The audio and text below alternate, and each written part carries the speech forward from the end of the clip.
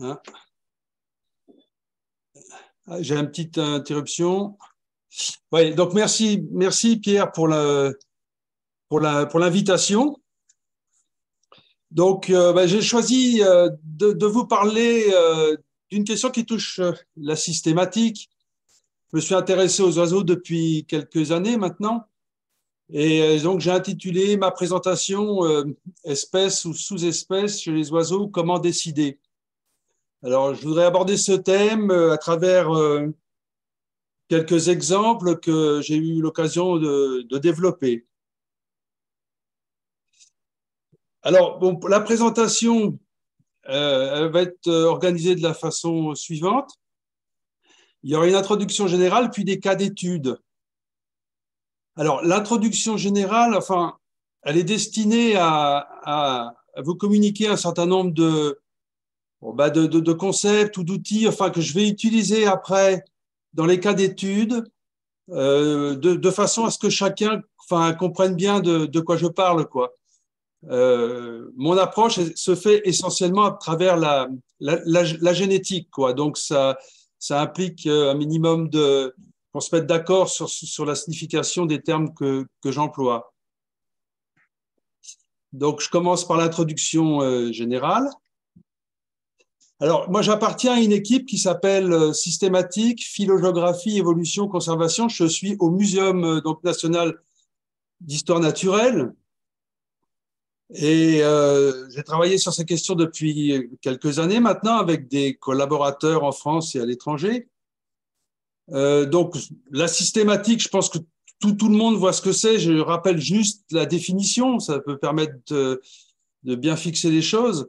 En général, la systématique, on entend par systématique une science qui ordonne et qui classe la diversité du vivant en se basant sur les relations de parenté entre les organismes.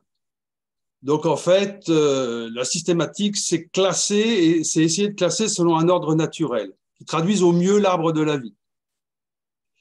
Moi, j'ai focalisé mes études dans un champ relativement nouveau qui est né avec justement l'essor de la génétique appliquée aux populations naturelles, qui s'appelle la phylogéographie.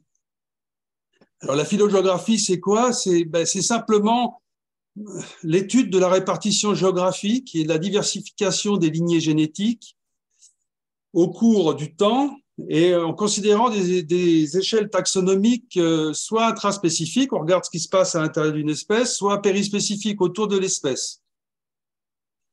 C'est un champ d'études qui s'est énormément développé au cours des 30 dernières années, qui a été appliqué à des tas d'espèces d'oiseaux et d'autres organismes, vertébrés, invertébrés. Et un des éléments, disons, importants qui ressort de tout ce corpus d'études, c'est que les fluctuations climatiques des 5 dernières millions d'années ont joué un rôle essentiel dans la structuration de la biodiversité des oiseaux telle qu'on l'observe aujourd'hui. Pourquoi? Parce qu'il y a eu des alternances de périodes chaudes, de périodes froides qui ont entraîné des périodes, disons, des épisodes de contraction, d'expansion de l'ère des espèces, et ça a favorisé ainsi la diversité. Je vais y revenir tout à l'heure, quoi. Hein, c'est juste pour fixer les idées. Donc, en fait, à l'origine, moi, je m'intéressais peut-être plus à des questions en rapport avec la biogéographie ou avec la spéciation. Et n'empêche qu'en faisant ça, on s'interroge à un moment ou à un autre sur la taxonomie, c'est-à-dire sur la description des espèces, sur comment on nomme les espèces.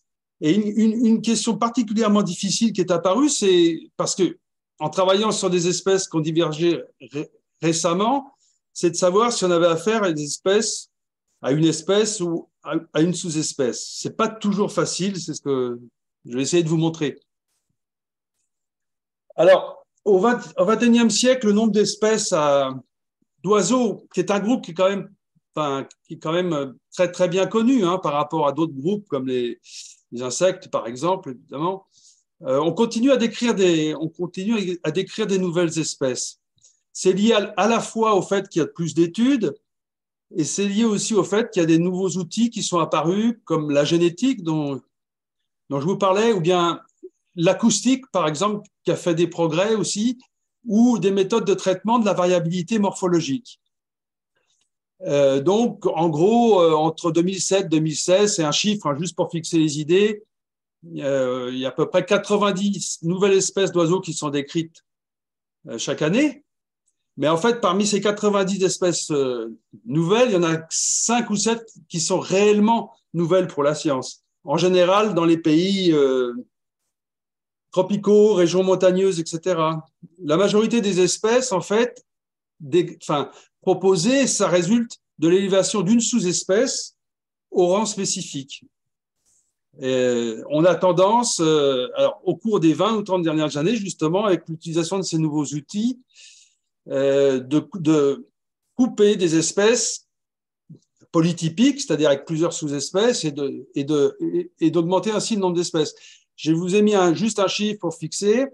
À l'American Ornithological Union, le comité qui examine les changements de taxonomie, ils ont reçu en 10 ans, entre 2008 et 2018, 107 propositions de ce que les anglo-saxons appellent un split, c'est-à-dire on divise, quoi, pour simplement 4 propositions où on va réunir. Donc, ce qui explique l'augmentation du nombre d'espèces. Alors, juste 2 mots, parce que sur les concepts d'espèces et de sous-espèces, l'espèce, c'est une notion extrêmement difficile qui fait vraiment couler beaucoup d'encre depuis Darwin et avant. Donc, ce n'est pas question d'aborder, évidemment, là, ici, ces questions-là. Mais pour vous dire, par exemple, il y a eu 22 concepts d'espèces de proposés au cours du XXe siècle. En ornithologie, et pour faire simple, il y a 2 concepts qui sont le plus souvent utilisés, qui sont le concept d'espèce phylogénétique. Alors, qu'est-ce que c'est une espèce phylogénétique? C'est une espèce qui est composée par un groupe d'organismes qui partagent un ancêtre commun. Donc, on met l'accent sur l'histoire évolutive distincte de ce groupe-là, et on met aussi l'accent sur la diagnose, sur le fait que ce groupe, on peut le reconnaître parmi d'autres groupes. Mais dans le cadre de ce concept, l'isolement reproducteur n'est pas obligatoire. C'est surtout une approche un peu historique de l'espèce. Et puis, il y a un autre concept qui est probablement le plus utilisé en ornithologie, qui est le concept d'espèce biologique. Et là, une espèce est considérée comme un groupe de populations naturelles au sein desquelles les individus peuvent se reproduire. Donc là, il y a une interfécondité, alors qu'ils sont isolés des individus appartenant à d'autres espèces. Là, il y a la notion d'isolement reproducteur, et c'est assez central dans ce concept-là. L'isolement reproducteur, c'est vraiment une propriété intrinsèque, et centrale de l'espèce biologique. Et par concept de sous-espèce, là c'est pareil, il y a beaucoup de discussions, mais en gros on peut dire, juste pour fixer les idées, que c'est des populations géographiques distinctes dont les individus peuvent se reproduire entre eux, si les populations sont en contact, bien sûr, il n'y a pas d'isolement forcément, il n'y a pas d'isolement reproducteur, et la plupart des sous-espèces d'oiseaux ont été décrites à partir de caractères morphologiques. On va dire que la dimension historique est rarement prise en compte dans la description des sous-espèces. Ça change un peu, mais globalement, quand on parle de sous-espèces, c'est principalement des sous-espèces morphologiques. Donc, un mot aussi sur la spéciation, parce que la spéciation, c'est ce qui est à l'origine des espèces. Alors, on ne peut pas parler d'espèces sans parler de spéciation. Et on peut définir la spéciation comme un processus qui conduit à la mise en place justement de l'isolement reproducteur. Et la spéciation est un phénomène irréversible lorsqu'elle est achevée. Alors, une des propriétés de la spéciation, c'est que le plus souvent, il y a des exceptions, mais en général, c'est un phénomène qui est graduel. Et aussi, très généralement, c'est un phénomène qui prend beaucoup de temps. Il y a des estimations pour les oiseaux entre 1 et 3 millions d'années. Je fais juste une petite coupure. Pierre Migaud, tu m'entends? Oui. Juste, je ne me rends pas bien compte du temps parce que je n'ai pas pris de montre. Donc, par exemple, tu me tiens au courant du OK. temps qui passe.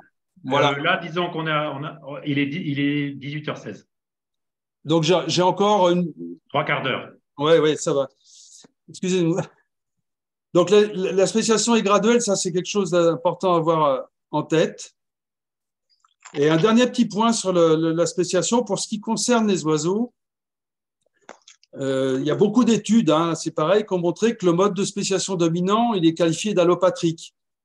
Bon, ça veut dire allopatrique qui implique une séparation géographique des populations.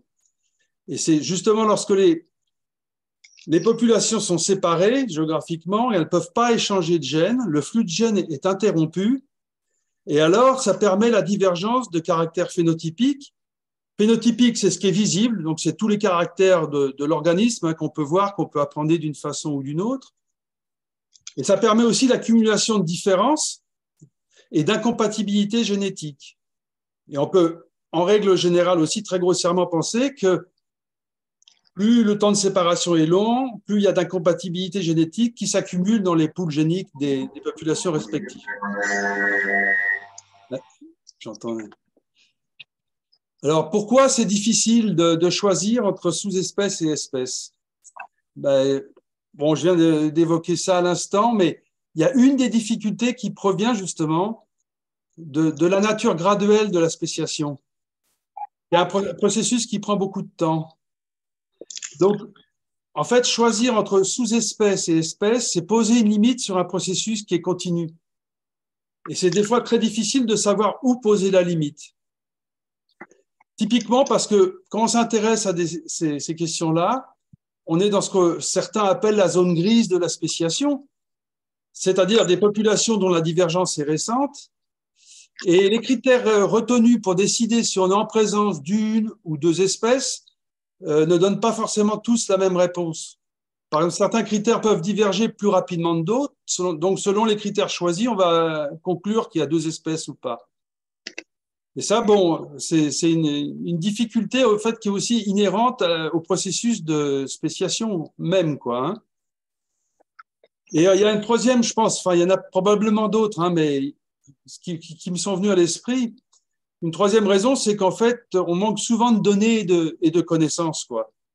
C'est que pouvoir trancher entre espèces ou sous-espèces, ça veut dire avoir une bonne idée de la variabilité à la fois phénotypique et génétique des populations en présence, et assez souvent, ça constitue un facteur limitant.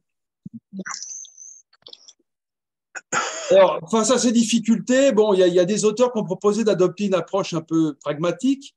Je vous résume très rapidement la philosophie. C'est parce que chaque concept d'espèce présente des limites et des difficultés. Donc, on peut accepter le constat suivant que des populations différentes, identifiables, ne peuvent coexister en sympatrie, donc sur le même espace, hein, que si elles ne se mélangent pas. Donc, l'isolement reproducteur est la caractéristique fondamentale de ce qu'on appelle espèce. Toutes les espèces sympatriques diffèrent par plusieurs caractères fonctionnellement indépendants. Par exemple, le plumage, le chant, le comportement, la génétique. Donc, il est cohérent d'élever au rang d'espèces des taxons allopatriques pour lesquels on ne peut pas justement tester l'isolement reproducteur. Hein. Donc, des taxons qui sont séparés géographiquement. C'est cohérent de dire que si ces taxons diffèrent par plusieurs caractères à un niveau comparable à celui mesuré entre des espèces proches mais sympatriques, c'est cohérent de dire qu'alors à ce moment-là, on peut avoir affaire à deux espèces, que ce soit dans le cadre du concept d'espèces phylogénétiques ou même du concept d'espèces biologiques.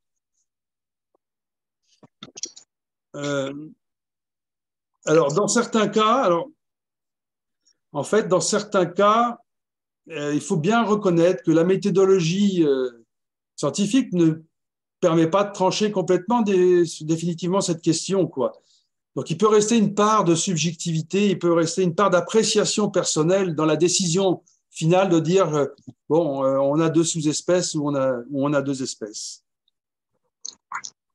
Alors, un tout petit mot aussi sur l'apport de la génétique, parce que, bon, voilà, la génétique, c'est pas forcément quelque chose d'immédiat pour tout le monde, mais c'est une source d'information importante lorsqu'on s'intéresse à ces questions. Alors, très rapidement, la génétique, ça permet de reconstruire l'histoire de la diversification des lignées. C'est l'objet de la phylogénétique, quoi. C'est de comprendre dans le temps comment les lignées se sont diversifiées. C'est important pour comprendre la diversité. Ça peut permettre de dater ces événements de divergence. Ça veut dire donc les relier à certains événements biogéographiques ou autres. On peut aussi inférer la démographie historique, par exemple savoir si une population est restée stable dans le temps, si elle est passée par un goulot d'étranglement ou si elle a connu une phase d'expansion importante. Et pour le présent, la génétique permet de mesurer les flux de gènes, et c'est quand même capital puisque les gènes sont porteurs de l'information génétique. Et elle permet aussi, la génétique, d'avoir un aperçu de la structure, de la diversité des populations, de mesurer des distances, etc., quoi. Donc, dans l'exposé dont je vais vous parler, j'utilise deux sortes de marqueurs. Donc, des marqueurs mitochondriaux. Alors, c'est quoi? C'est de l'ADN, mais qui n'est pas situé dans le noyau des cellules, mais qui est situé dans des petites organites, qu'on appelle des mitochondries. Et cet ADN a la particularité de n'être transmis que par les mères, que par voie maternelle. Et puis des marqueurs nucléaires qui, eux, sont transmis par les deux parents. Donc, l'ADN, c'est l'ADN du noyau, la cellule. Et c'est des marqueurs qui évoluent plus ou moins rapidement selon comment on les choisit. Voilà. Un dernier petit mot pour dire, je vais vous montrer aussi un certain nombre d'arbres phylogénétiques. Bon, un arbre, c'est simplement une représentation graphique des relations de parenté entre les taxons. Donc ici, espèces, sous-espèces, quoi.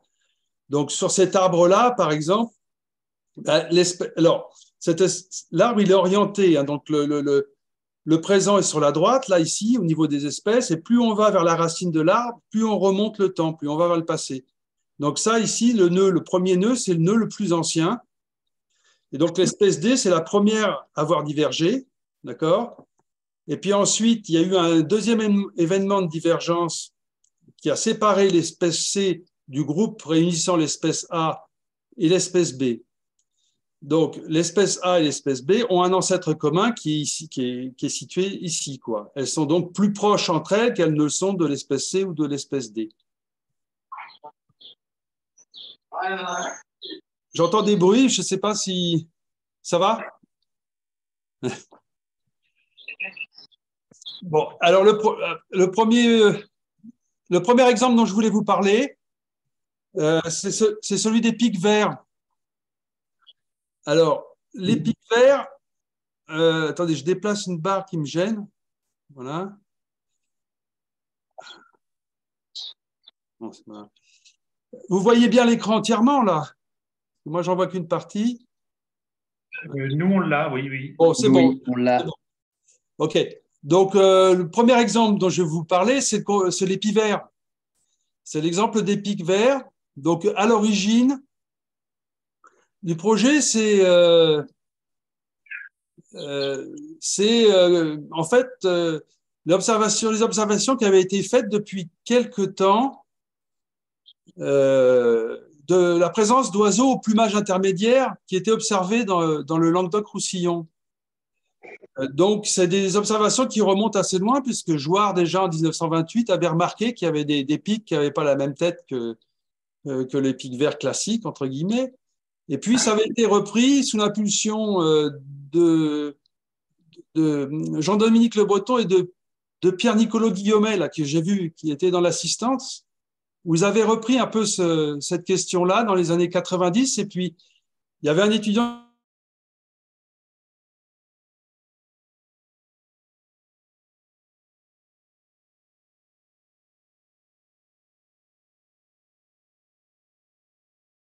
On n'a plus de son.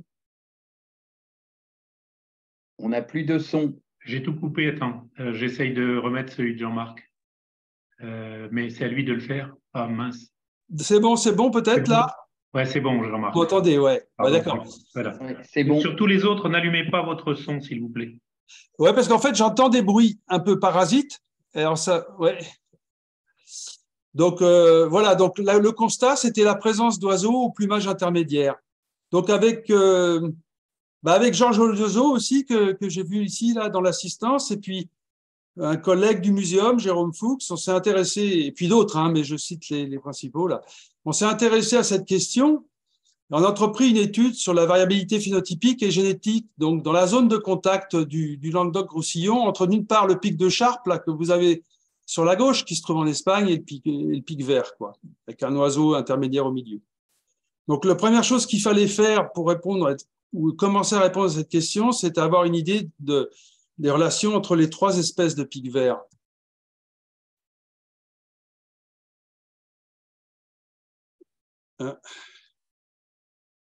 Bon, j'arrive plus. Pourquoi? Bon, ça passe là. J'arrivais plus à faire défiler les images. Donc, le complexe des trois pics verts. Alors, historiquement, dans Picus viridis, donc le pic vert, il y a eu un nombre de sous-espèces qui a varié de 5 à 11. Et le pic de Charpe, donc Charpei, et le pic de Levaillant, Vaillanti, étaient inclus comme une sous-espèce du pic vert. Le pic vert qui a une répartition donc européenne jusqu'au Moyen-Orient. Le pic de Levaillant qui est nord-africain et le pic de Charpe qui est limité à la péninsule ibérique et puis un tout petit peu du sud de la France. Donc la question se posait de savoir si on avait une, deux ou trois espèces, quoi. Alors pour répondre à ça, on a donc étudié les relations phylogénétiques entre ces trois groupes-là. Et on a produit ce genre d'arbre. Alors, ça montre simplement que lorsqu'on examine les relations entre les trois, le pic de Levaillant, Vaillanti, qui est ici, est le premier à diverger, c'est le premier à sortir du groupe.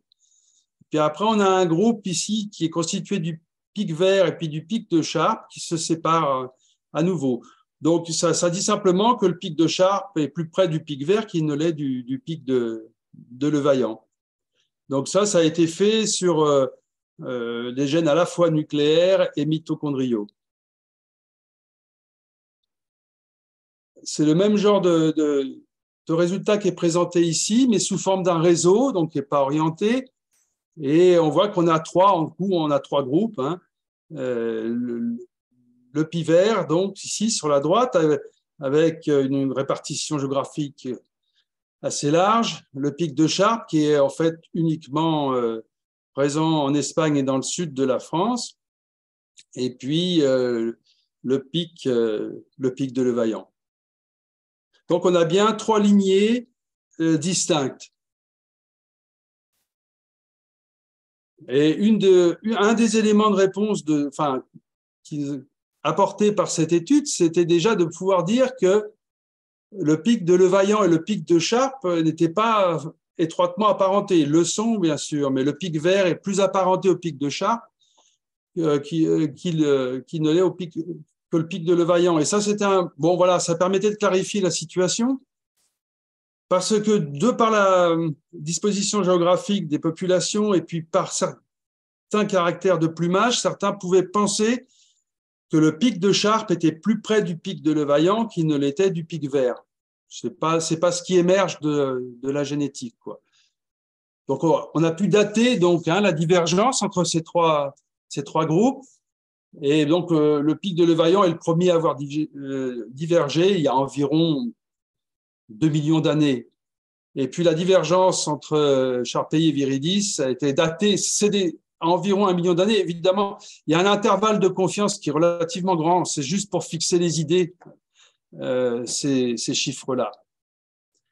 Et l'interprétation phylogéographique qu'on a pu en faire, ça a été de souligner l'importance des barrières géographiques. D'une part, la Méditerranée, qui a séparé la lignée africaine de la lignée européenne, et d'autre part, des Pyrénées, qui ont, au cours de l'histoire, séparé viridis de la lignée ibérique, quoi.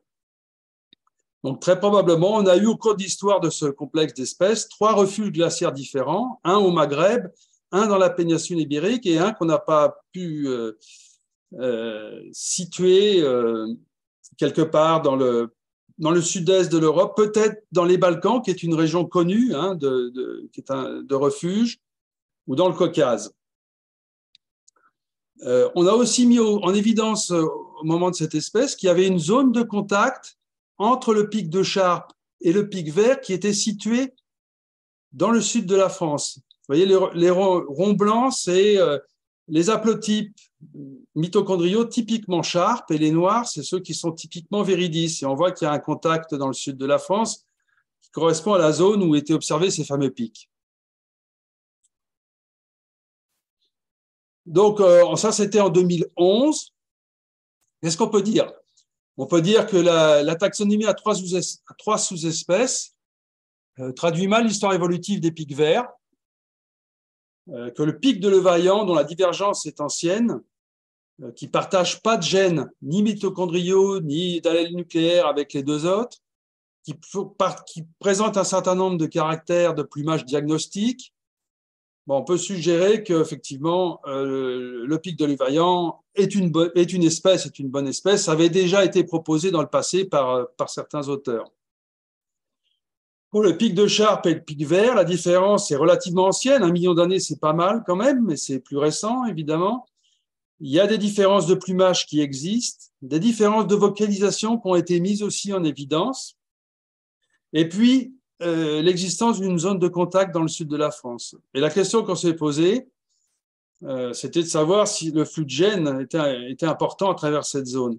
Donc, dans l'article de 2011, on a suggéré de traiter le pic de Charpe comme une sous-espèce du pic vert, en attendant plus d'études et puis en essayant de voir ce qui se passait dans cette zone de contact. Alors, on s'est attaqué à ça un peu plus récemment, enfin, ça c'est quand même quelques années maintenant, mais bon. Et donc, on a essayé de voir comment ça se passait au niveau de la zone de contact qui est située à peu près au niveau dans le centre, est située à peu près au niveau de Béziers, là, hein, et qui s'étend de la frontière espagnole, on va dire, jusqu'à la Camargue. Donc, on avait 5 populations avec 4 mâles par population, ce qui est pas beaucoup, mais par contre, bon, on avait 9 gènes nucléaires, autosomaux, ça veut dire portés par des chromosomes normaux, quoi, et 9 gènes portés par le chromosome sexuel Z, et puis un gène mitochondrial. Et on a regardé comment ça diffusait à travers cette zone de contact. Bon, en gros, donc les résultats montrent que les populations allopatriques, c'est-à-dire la 1 et la 2, et la 4 et la 5, sont très, très différenciées. Et on a trouvé des allèles de Viridis et de Charpei conjointement, uniquement dans la population 3, et un individu aussi de la population 4, là, qui est celui-ci, là, juste à côté. Mais dans les populations allopatriques, on n'a jamais trouvé d'allèle Viridis dans la population des 1 et 2, et jamais d'allèle Charpei ou de gène Charpei dans la population 4 et 5. Donc, on peut dire que le flux de gènes, il est quand même très centré sur la zone de contact. Et quand on regarde comment se passe la structuration génétique, comment la variation génétique totale est structurée, on obtient en fait, bon, ce qui n'est pas très étonnant, mais on obtient 2 clusters. C'est la partition la plus probable, c'est 2 clusters. Un qui correspond à Charpei, c'est en orange, d'accord? Et puis un qui correspond à Viridis, c'est en bleu. Puis là, cette figure-là, c'est uniquement les chromosomes autosomes, donc pas sexuels. Là, c'est les chromosomes sexuels, et là, c'est quand on réunit tout. Et en fait, ce qu'on voit dans la zone de contact, alors chaque barre ici, hein, ça représente un individu, et ça permet d'avoir une idée du coefficient de métissage, en fait. Hein. On voit que les 4 mâles qu'on a échantillonnés dans la zone de contact, ils ont soit énormément de gènes de Charpei et un petit peu de gènes de Viridis, ou bien le contraire.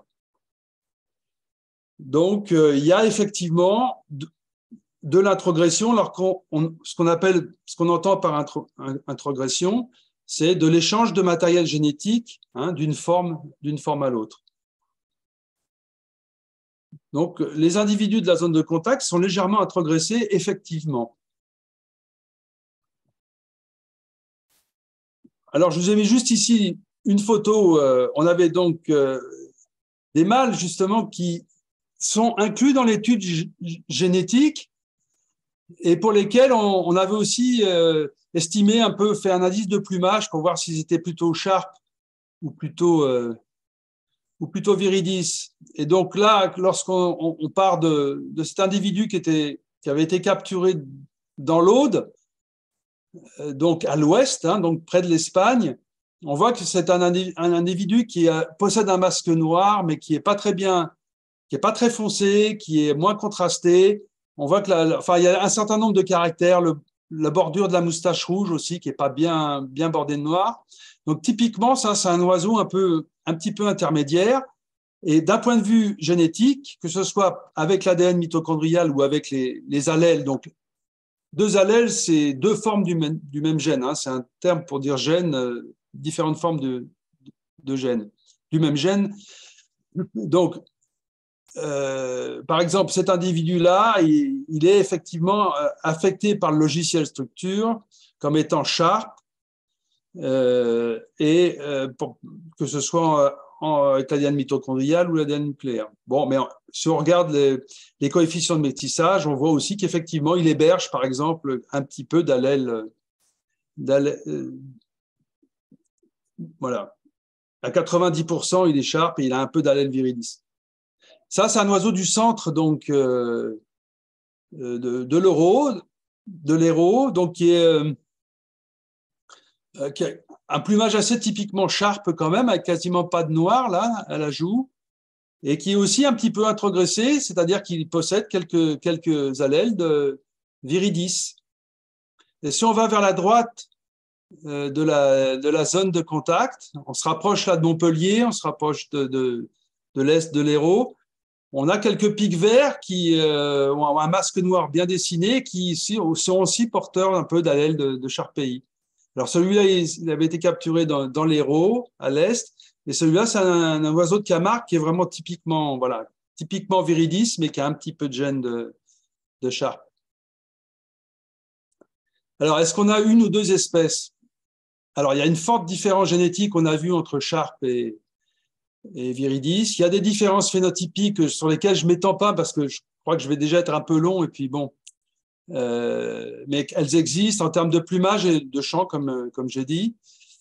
Il y a une introgression, donc un échange de matériel génétique, mais qui est limité à une zone étroite, qui est centrée sur la région de Béziers, qui fait à peu près 200 km de large, donc ce qui est assez peu par rapport aux aires de distribution respectives, et ce qui indique qu'il y a probablement la zone de contact, bien qu'il y ait un peu d'introgression, constitue une barrière au flux de gènes.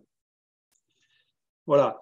Et donc, nos résultats vont plutôt dans le sens de la reconnaissance de deux espèces, même dans le concept d'espèces biologiques, parce que même dans ce concept-là, le flux de gènes n'est pas complètement interdit dès lors qu'il est strictement limité à des zones qui sont étroites et stables.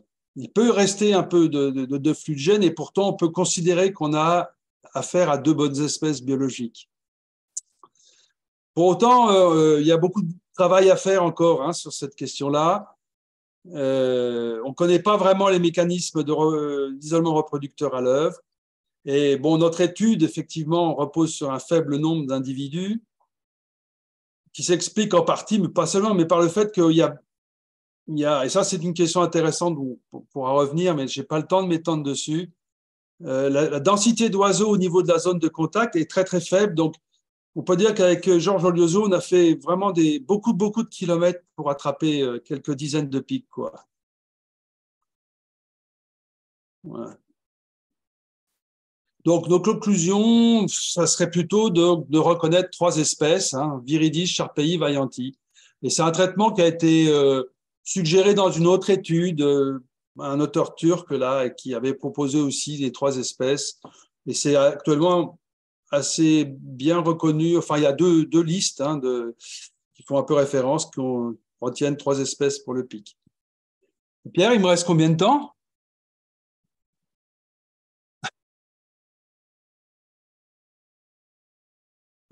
Moi, je continue. Oui, il est moins 20, donc 20 minutes. OK, merci. Remerciements à tous ceux qui ont participé, ils ont été nombreux. Hein. Alors, un autre exemple sur lequel on a abordé le même genre de questions, c'était pour le pic de l'île Forte, qui est le pic à dos blanc qu'on trouve dans les Pyrénées. Donc là, c'est une étude aussi avec beaucoup de collaborateurs, mais principalement Jérôme Fuchs et Jean-Louis Granger. Et donc, l'idée de départ du projet, c'était de voir les relations entre la forme présente dans les Pyrénées et puis le lokotos qu'on trouve dans le nord de l'Europe, etc. Alors, on a pour ça fait appel à un échantillonnage géographique assez large. Hein, donc, les points bleus, enfin les points représentent les localités où on a obtenu des échantillons soit de plumes ou de sang, etc., qui nous ont permis de conduire l'étude. Alors, l'île Fordy, donc ce pic de l'île Forte qu'on a dans les Pyrénées, il a une répartition méridionale, limitée donc au massif montagneux, hein, essentiellement donc de France-Espagne, Italie, Carpates, le Caucase. Alors que le pic à dos blanc, le Lokotos, il y a aussi une sous-espèce Uralensis, a une aire de distribution extrêmement large puisqu'elle va de l'Europe jusque vraiment à l'extrême-orient, quoi. Hein. Il y a aussi pas mal d'espèces qui ont été décrites au Japon, sur la droite, là, vous voyez ici, et qu'on a réussi à intégrer dans l'étude. Et puis, on a réussi à partir de spécimens de musées, en fait, hein, à intégrer 2 sous-espèces chinoises. Voilà. Et l'arbre qu'on obtient, alors c'est un arbre qui a été fait à partir de l'ADN mitochondrial, transmis donc par les mères seulement. Il montre, qu'est-ce qu'il nous montre? Il nous montre que les sous-espèces chinoises sont les premières à diverger. Et ensuite, il y a un groupe qui réunit d'une part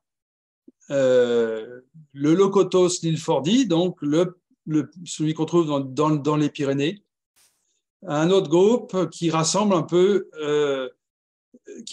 d'une part toutes les sous-espèces japonaises et d'autre part les 2 sous-espèces eurasiatiques incluses dans l'étude. Donc effectivement, le pic de l'île Forte appartient à une lignée génétique bien différenciée de ce qu'on trouve dans le nord de l'Europe. Là, c'est la même information, mais ce n'est pas orienté dans le temps. C'est un réseau, c'est juste pour vous montrer qu'on retrouve bien les 3 groupes avec une lignée en fait méridionale, avec donc des oiseaux des Pyrénées ici en rouge et puis des oiseaux d'Italie ici qui ont un haplotype différent, donc ils diffèrent un tout petit peu de ceux qu'on trouve dans les Pyrénées. Dans les Balkans en bleu, là je n'aurais pas le temps de vous parler en Corse, enfin en gris on avait mis deux spécimens pouvant provenir de Corse, donc voilà, ils apparaissent ici, mais j'en parlerai pas. Les oiseaux d'Italie et puis du Caucase. Hein, voilà, donc on a quand même, par massif montagneux, sauf pour les Balkans, on a des haplotypes différents.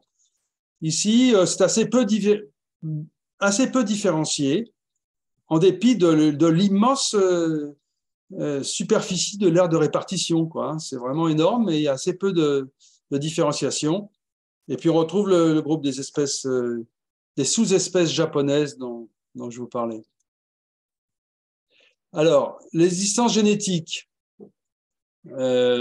entre l'île Fordy et puis les Lokotos de Scandinavie, enfin du nord de l'Europe, etc., ça est évalué à 2%, ce qui est une distance qui n'est pas négligeable, et qui peut se traduire par un temps de divergence qu'on a pu dater avec des méthodes à environ 600 000 ans. Donc, il y a un temps de divergence qui est quand même relativement ancien. On a constaté aussi que la diversité génétique au sein de l'île Fordy était bien supérieure à celle qu'on a observée au sein de Lokotos.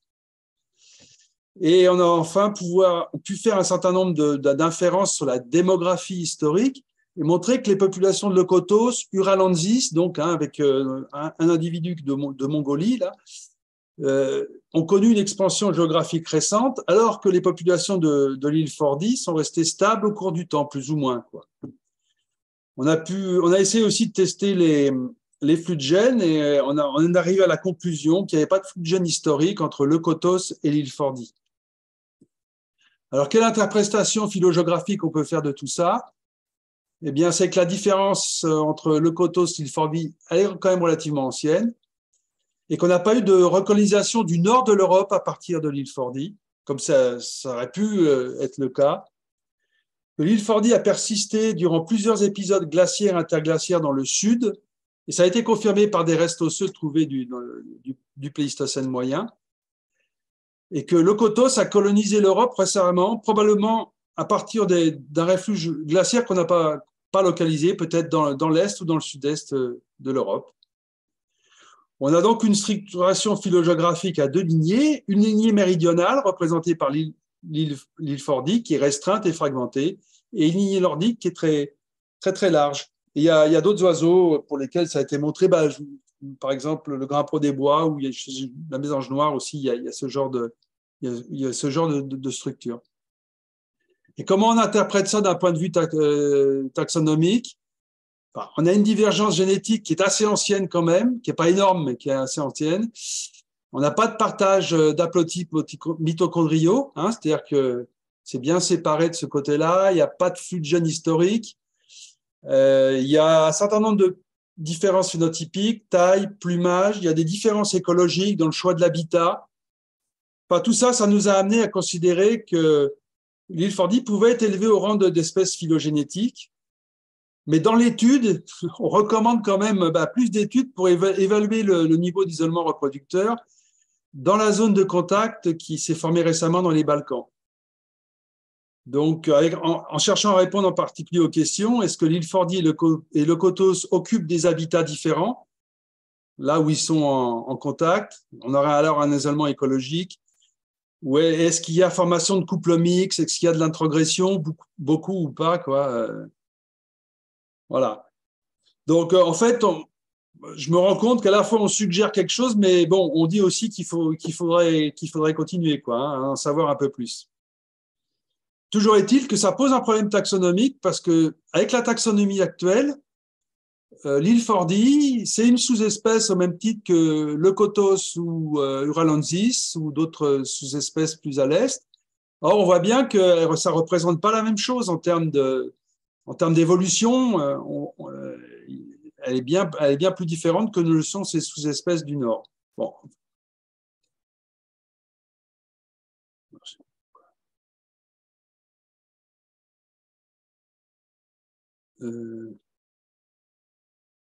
Ah.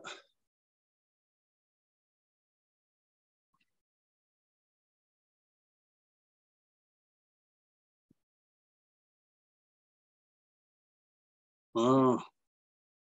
J'ai un petit problème, excusez-moi, c'est un problème j'arrive plus à passer les. C'est pas vrai. Merci, mais là, tu as trop avancé. Mais non, mais j'arrive plus à passer les. Ça marche plus, j'arrive plus à passer les.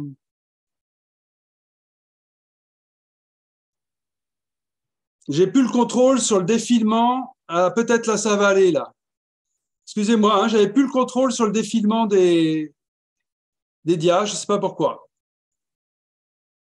Alors, il y a des implications pour la conservation aussi. On a vraiment deux unités de conservation différentes. L'île Fordy la gestion doit être appréhendée de manière totalement indépendante de Leucotos. Je passe un peu vite, parce que comme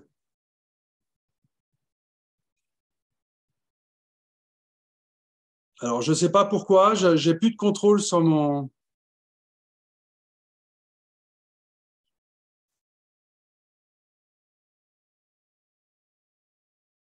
Tu m'entends, Pierre?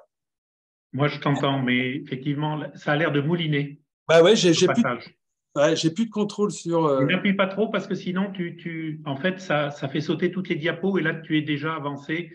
Mais oui, mais tu vois, ouais. Bon. pour revenir en arrière, mais Tu vois, là, j'ai réussi à revenir en arrière. pas suffisamment. Et là, ça marche plus. Je peux plus revenir, quoi. Et j'ai plus de souris, j'ai plus rien. Hein. Bon, on va réessayer. Je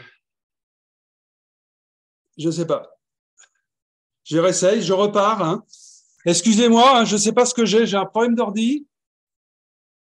Et en fait, j'ai pas je perds le contrôle sur le défilement des diapositives par moment sans que je sais pas pourquoi. Bon, écoutez, le troisième exemple dont je voulais vous parler, c'est le gobe-mouche gris.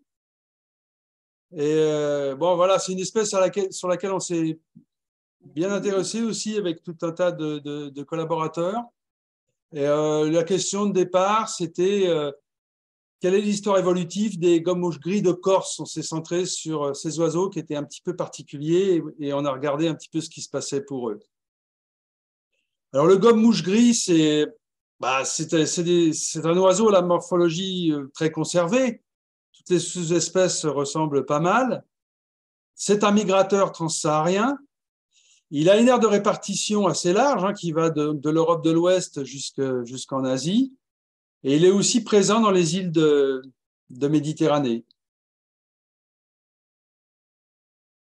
Alors, le gobe-mouche gris des Méditerranée, celui qui nous intéresse, il y a deux sous-espèces qui ont été décrites, Balearica dans les Baléares et Tyrrhenica en Corse et en Sardaigne.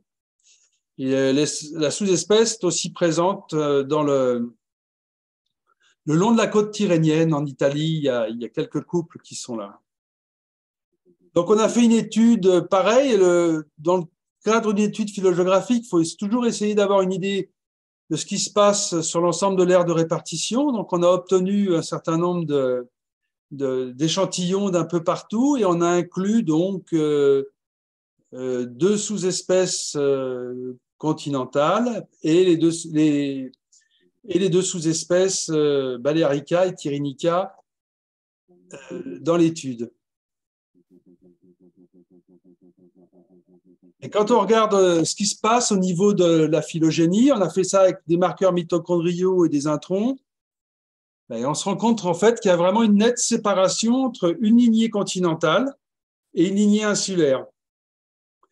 Et au sein de la lignée continentale, on a une opposition on a une autre, on va dire des sous-lignées, hein, avec d'une part les oiseaux d'Espagne et de Tunisie, et d'autre part les oiseaux du reste de l'Europe.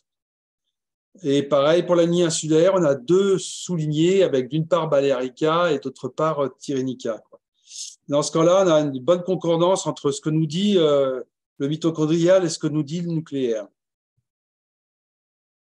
Le même réseau, le réseau qui vous représente donc les trois groupes, avec donc un groupe Eurasia et très, là encore une fois, c'est un peu le même schéma, très réparti, hein, sur une grande surface géographique.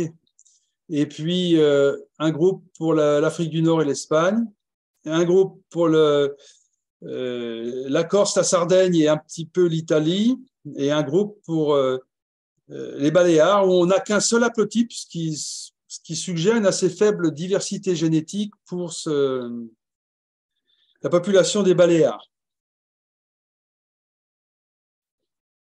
Alors, en termes de distance génétique, eh bien, elle est assez conséquente, hein, puisque entre la lignée eurasiatique et la lignée corse, on a 3,4%, 4% avec les Baléares, c'est significatif.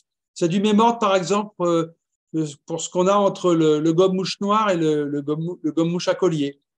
Donc, il y a effectivement une divergence là qui est notable et qui se traduit par des temps aussi de séparation qui sont assez grands, autour d'1 million d'années, hein, entre donc la lignée insulaire et puis la lignée continentale.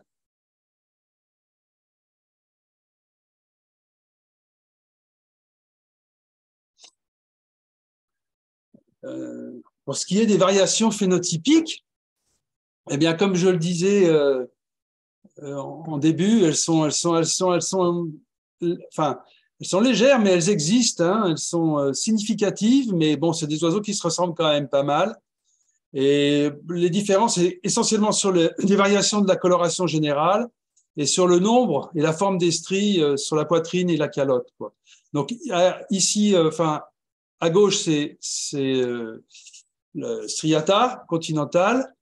Là, on a Tyrrhenica en Corse, et là, on a Balearica, qui est l'oiseau qui est le plus clair et qui a les stries les plus contrastées au niveau de la tête.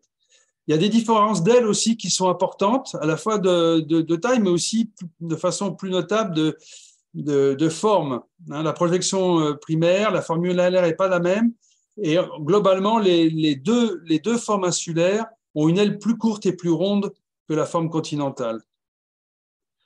Et puis, il y a des différences de vocalisation aussi, qui ont été étudiées. Excusez-moi, mais à chaque fois, en fait, j'ai mon ordinateur qui fait des siennes, et donc, j'arrive pas. Voilà, ça met du temps pour passer, quoi. Bon. Alors, il y a des variations au niveau du chant qui sont par contre, alors autant le plumage, c'est relativement ténu. Quoique, quand on a l'habitude, on reconnaît bien. Autant au niveau du chant, il y a vraiment des différences entre les formes insulaires et la forme continentale. Et la plus marquante, c'est pour Tyrrhenica, donc la sous-espèce présente en Corse, où on a des fréquences maximales qui sont vraiment extrêmement élevées, à 19 kHz. Alors que sur le continent, on est à 12 maximum.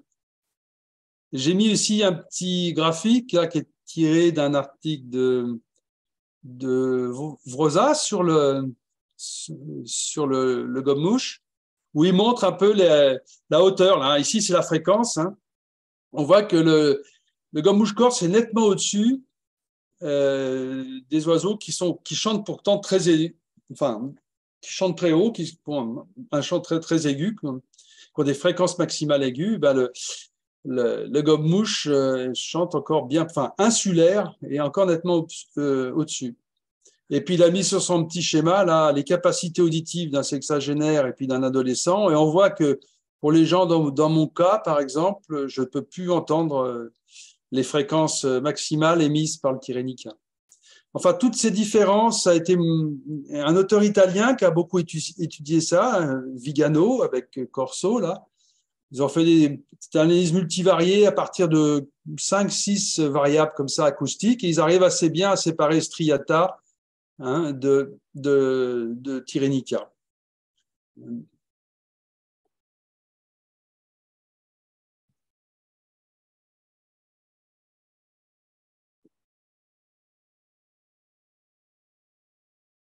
Alors, on arrive, qu'est-ce qu'on peut dire, une sous-espèce ou une nouvelle espèce. Il y a les caractères phénotypiques et génétiques qui sont différents, c'est sûr. Il y a une divergence ancienne, il y a 1 million d'années, comme je vous disais, c'est comparable aux gomme-mouche noire et à collier. Et il y a un élément intéressant supplémentaire, c'est qu'on a en Corse une sympatrie temporaire, et c'est vrai aussi aux Baléares, parce que ces îles représentent des haltes migratoires pour les oiseaux continentaux. Et il y a un moment, au cours du printemps, il y a une période où on a vraiment ensemble, oui, on peut le dire comme ça, la présence d'oiseaux continentaux et les oiseaux insulaires qui sont déjà en fait arrivés sur les îles et qui commencent à se reproduire.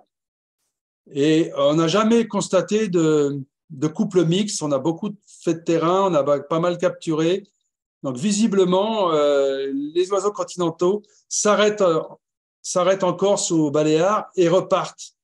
Il n'y a pas de reproduction locale mixte. Donc, c'est un élément qui montre qu'il y a probablement un isolement comportemental qui joue, quoi, qui est probablement lié à l'immigration. Donc, pour nous, nos résultats suggèrent que le gomme-mouche gris insulaire est une espèce, et qu'on se place dans le cadre du concept d'espèce biologique ou du concept d'espèce phylogénétique.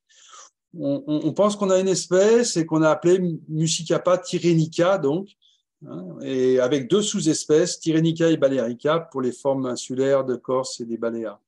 Ça a été repris en partie, certaines listes ont repris cette proposition.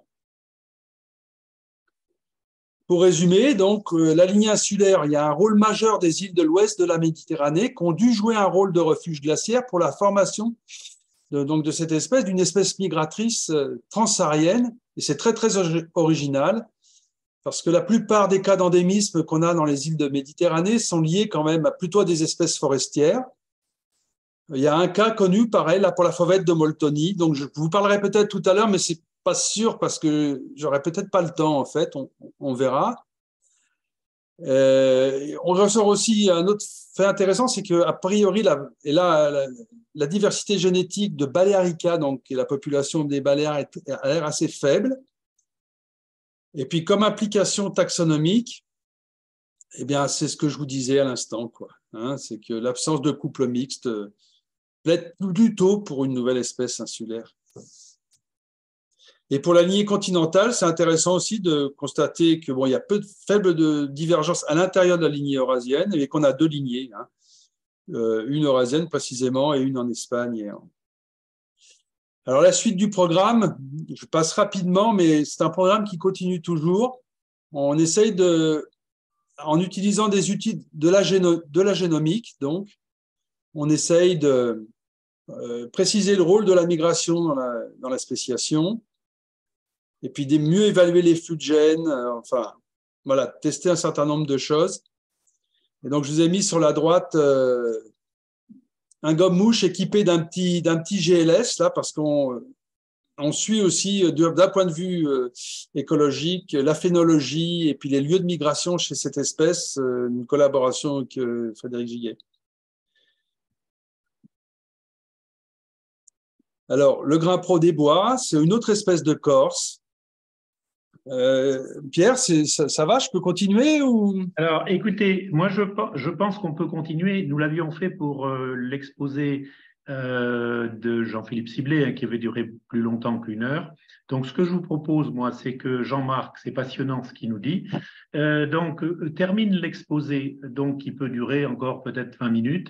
Donc, ceux qui avaient prévu de partir vers 19 heures, eh bien, vous nous quittez. J'ai enregistré la conférence et j'enverrai le lien à tous les participants, à tous ceux qui m'avaient demandé le lien d'accès à cette conférence. Hein, voilà. J'espère que vous pourrez rester, bien sûr, le plus nombreux possible. Voilà. Donc, je te repasse la parole, Jean-Marc, et continue. Et puis, voilà. Merci. Et puis, je suis un peu désolé pour ceux-ci qui doivent partir, mais bon, la solution que propose Pierre peut permettre de rattraper un peu le... Ouais, c'est peut-être un peu long et puis quelques petits problèmes techniques et bon, ça passe vite le temps. C'est parfait, Jean-Marc, vas-y. Alors, donc pour le grimpro des bois, alors c'est aussi, il y a une sous-espèce en Corse là, qui s'appelle Corsa, donc, et ça aussi, bah voilà, s'est intéressé de ça avec plusieurs collaborateurs, dont Jean-Claude Thibault, bien sûr, qui est un ornithologue un peu incontournable en Corse, hein. Donc là aussi, une espèce qu'on pourrait presque qualifier d'un peu cryptique, quoi, parce que bah, ils se ressemblent pas mal tous. Il y a 10 sous-espèces qui ont été décrites pour le grimpro des bois, et puis il y en avait 2 autres. Enfin, il y a 2 qui ont été sortis récemment, le grimpro brun, là, Americana, et puis celui qu'on trouve en Asie, et qui ont été élevés au rang d'espèces. Alors, toujours un peu pareil, hein, puisque c'était des études de philo, c'est un peu toujours le même schéma. Voici notre échantillonnage géographique. On a réussi quand même à avoir des spécimens d'un peu partout. On a eu 8 sous-espèces sur 10, je crois, qui sont représentées.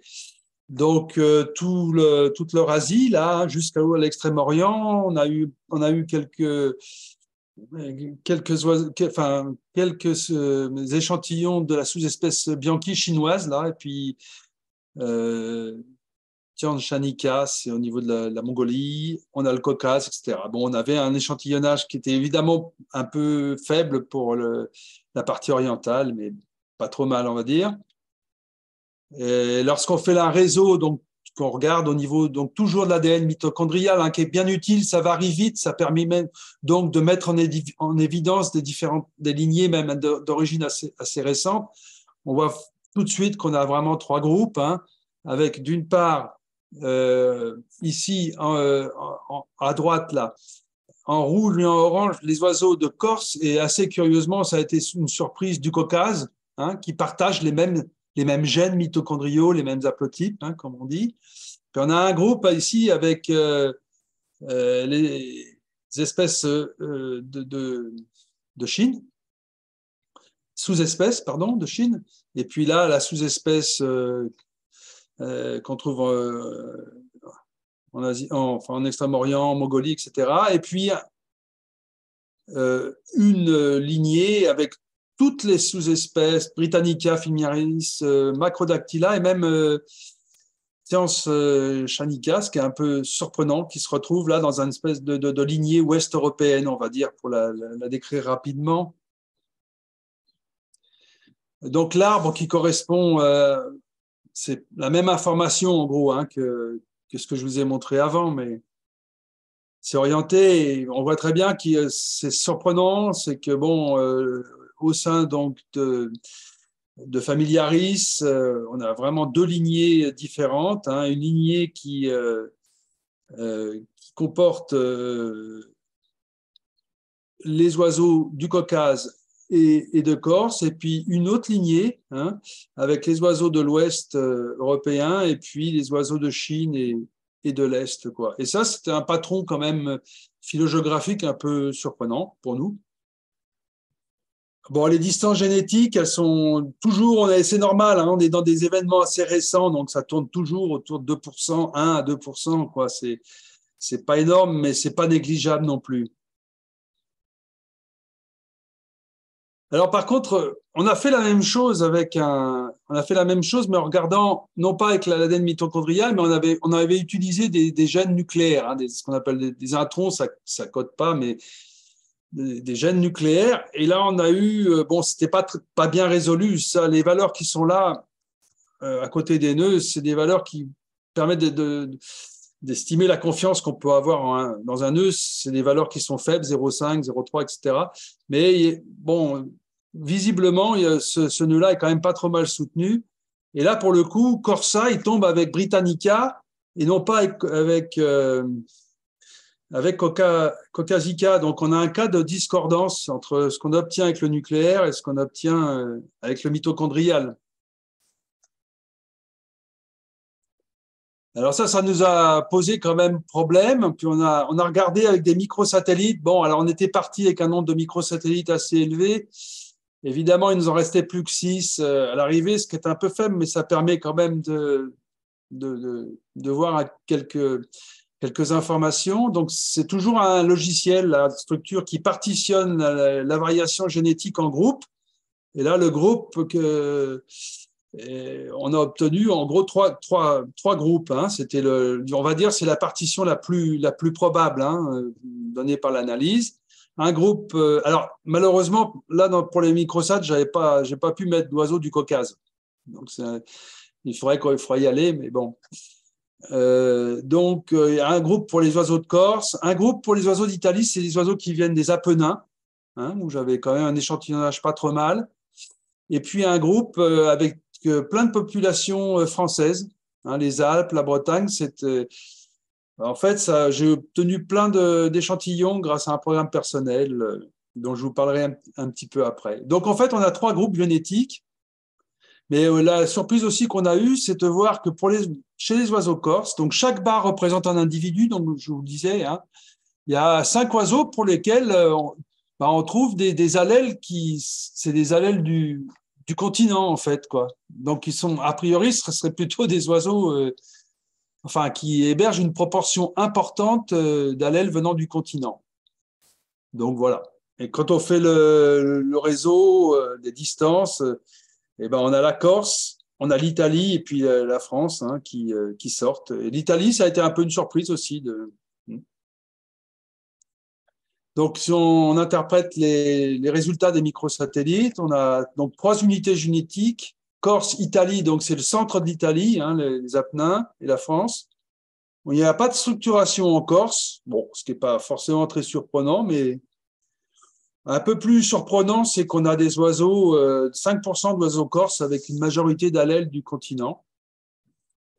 On a essayé de mesurer les flux de gènes, tout ça. Il est possible, on détecte un faible flux de gènes.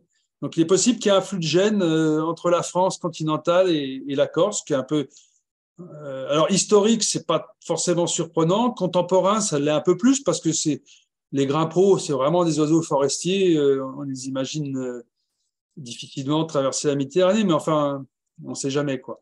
Enfin, une limite à cette étude, c'est qu'on n'avait pas d'oiseaux du Caucase, quoi. Alors, avec Jérôme Fournier, on a regardé la variabilité morphologique des populations nicheuses. Donc là, il y a eu tout un programme qui a mobilisé plein de bagueurs en France, là. Et c'est Jérôme qui avait fait ces analyses-là. Et il trouve qu'il y a des différences morpho importantes quand même, enfin significatives tout au moins, entre la sous-espèce Corsa et les sous-espèces Macrodactyla qu'on a en France continentale, avec un nom du pouce qui est plus court, un bec plus long, une aile plus longue. Quand il fait une analyse multivariée, c'est avec 4 variables, je crois. Il arrive assez bien à séparer les oiseaux de Corse qui sont ici, là, sur la droite en rose des oiseaux du continent. Et on sait qu'il y a aussi des différences de vocalisation. Il y a un auteur allemand, Tietze, là, qui avait fait des expériences de repasse avec Macrodactyla en Europe centrale. Et les oiseaux d'Europe centrale répondent assez mal au chant de Corsa. Enfin, tout au moins, ils répondent moins bien que si on leur passe un chant Macrodactyla. Alors, les conclusions taxonomiques, les oiseaux de Corse sont différents au plan génétique et phénotypique, mais la divergence Corsa familiaris, on a pu la dater environ 400 000 ans, ce qui est pas, c'est significatif, mais c'est pas énorme, quoi. Et puis on a une discordance aussi mitochondriale nucléaire qui nous gêne un peu.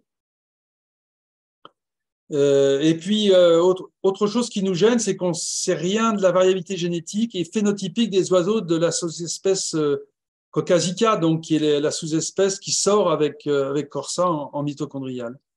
C'est pour ces raisons dans l'article, on était assez prudent et on a suggéré de conserver le statut sous-spécifique du grimpau de Corse, quoi.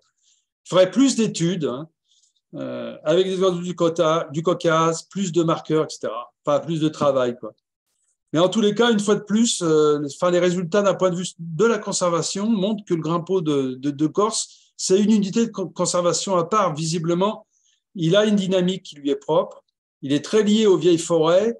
Et on peut parler vraiment d'un endémique corse, peut-être moins ancien que pour la citelle, mais qui devrait être pris en considération.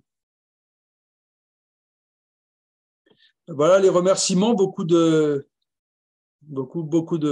monde. Et puis, oui, juste je vous signale, il y a Jean-Claude Thibault qui a fait paraître dernièrement, ça peut intéresser certains d'entre vous, dans Nice Phénica, un article sur la distribution et l'habitat du grimpau des bois en Corse. Alors, Pierre, si j'ai encore le temps, je fais le dernier ou bien… Oui, vas-y. D'accord. Alors, je voulais terminer avec ça. Bon, j'étais un peu long, je m'en excuse. Avec le complexe des fauvettes passerinettes. C'était assez compliqué, là, cette histoire de fauvettes passerinettes, là.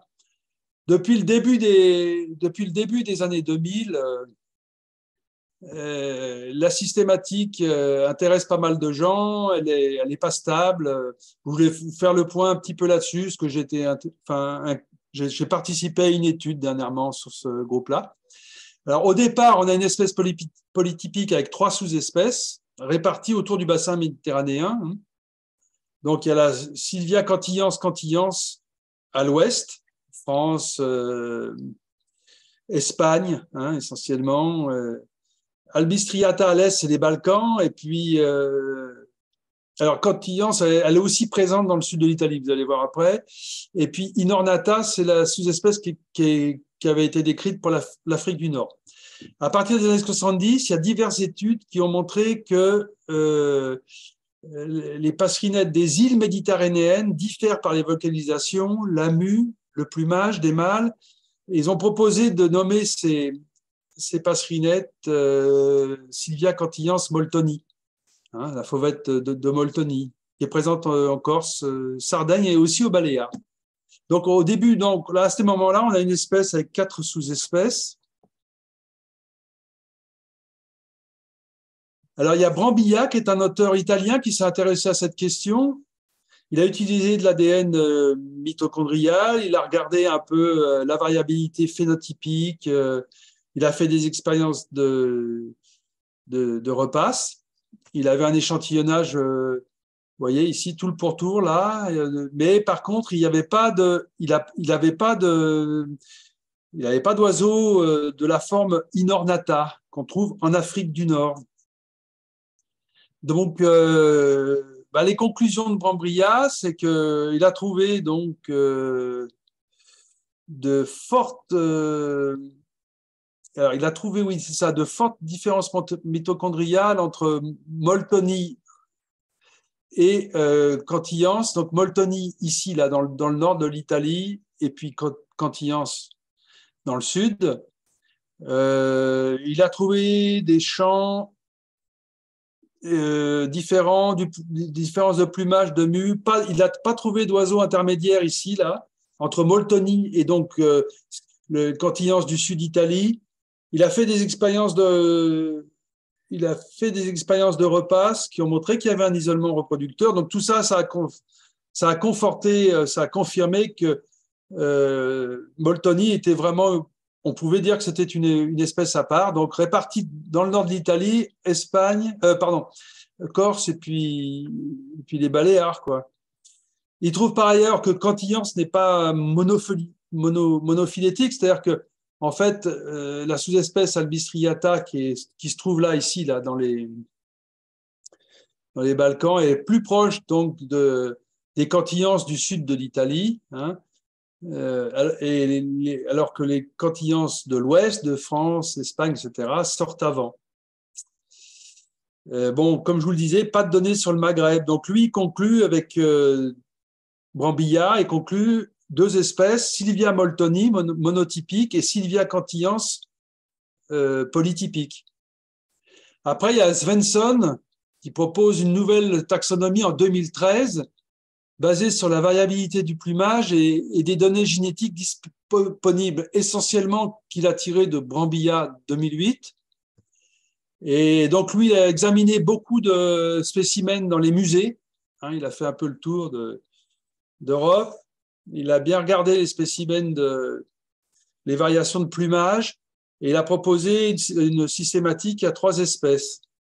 Alors, il a appelé Inornata la passerinette, c'est donc celle qui est à l'ouest, avec une sous-espèce Iberiae en Espagne et une autre Inornata dans le Maghreb.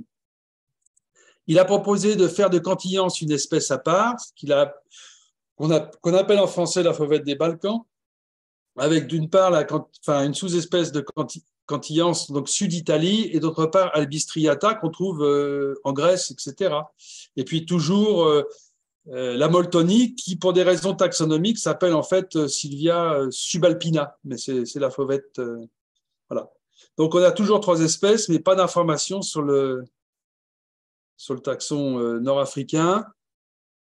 Et alors, Zucon, en 2020, il a proposé une révision systématique du complexe en incluant les oiseaux du Maghreb, une clarification de la nomenclature. Il a séquencé des types qui sont dans les musées pour voir un petit peu ce qu'il en était. Il a utilisé 2 gènes mitochondriaux et 3 gènes nucléaires. Et voilà ce qu'il obtient. Ça paraît… Bon, là, c'est d'échantillonnage. Avec, d'une part, donc, les oiseaux de l'Ouest, ici, Espagne, sud de la France, donc qui correspondent à Inornata, pardon.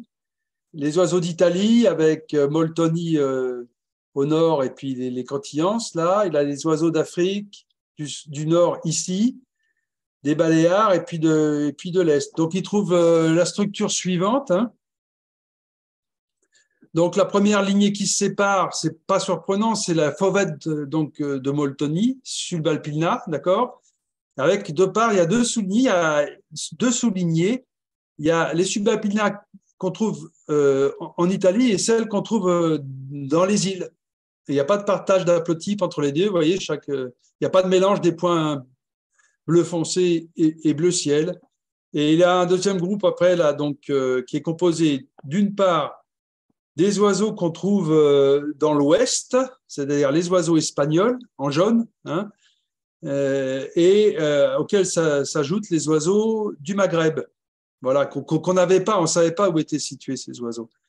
Et puis, il a un autre groupe composé d'une part des oiseaux qu'on trouve dans le sud de l'Italie, c'est en rouge là, hein, et puis les oiseaux qui sont distribués à l'est, dans les Balkans, en Grèce, etc. Donc Zuccon, il confirme la présence de 3 espèces au sein du complexe des fauvites pasrinettes.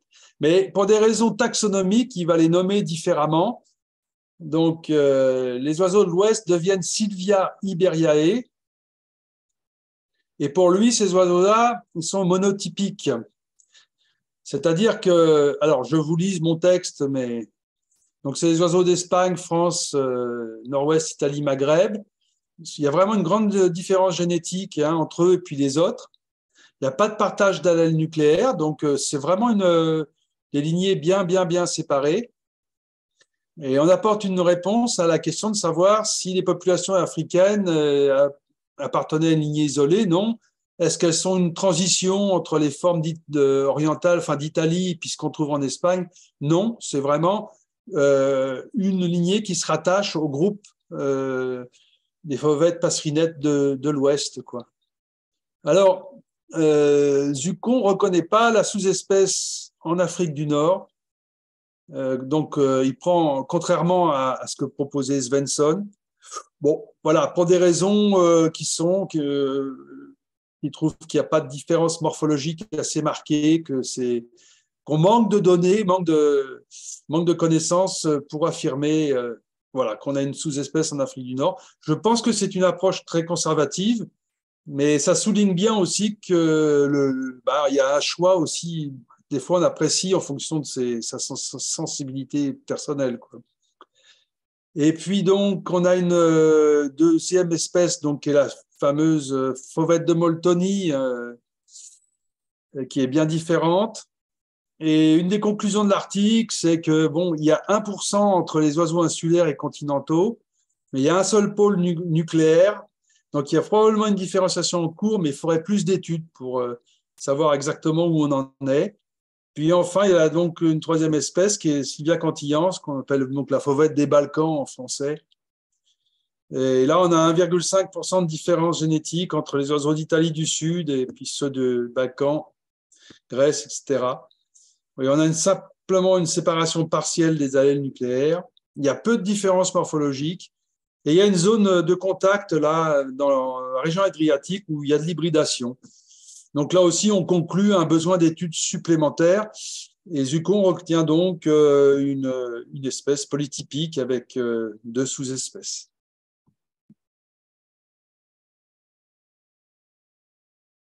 Voilà, donc l'article, s'il y en a que ça intéresse, c'est un article assez long. Voilà. Avec remerciements donc, à Jean-Claude Thibault qui avait fourni des plumes et tout ça pour la Corse. Alors, en fait, je terminerai comme ça en vous disant qu'il reste beaucoup à faire pour comprendre et classer la diversité des oiseaux, qui sont pourtant parmi les organismes les mieux connus du monde vivant.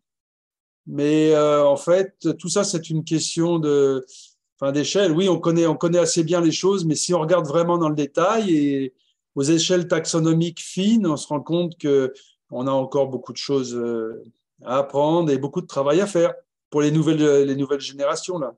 Voilà, et ça, c'est plutôt, dans le fond, une bonne nouvelle.